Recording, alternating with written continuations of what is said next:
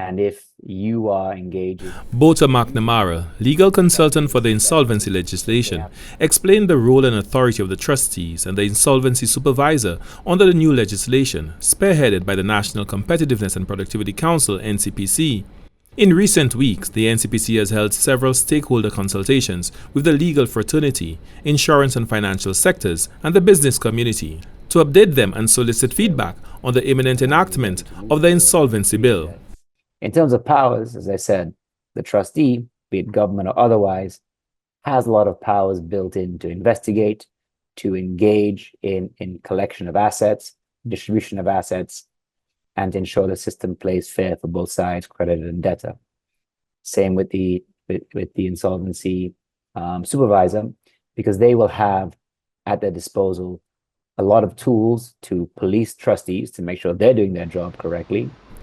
Nicholas Barnard, chairman of the NCPC, stated that the Office of Insolvency will serve as an arbiter, providing assistance to businesses and individuals negotiating proposals with lending institutions. With that arbitering agency that can help them, can mediate, I think it's a fantastic idea. I think it'll give businesses a lot of confidence. Going through difficult times, they know that there's a door that they can knock on. Again, I also think that the banks will actually appreciate that mediating agency, and it'll give them security too.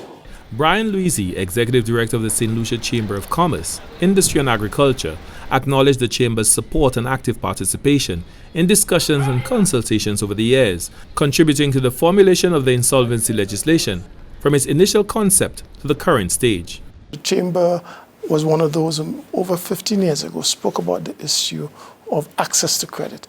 And access to credit has two sides. It has the supply side, but also it has the demand side.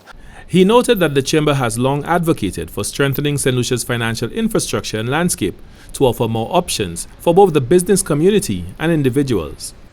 So it gives people an opportunity to look at their financial situation, look at their debt situation, and make arrangements other than just wrapping up their business. So it gives options. It gives the business person a chance to continue the operation. It gives the individual a chance to maximize their returns and the options. It also gives the creditor a greater chance and a greater structure in recouping some of their outstanding resources that they have put forward.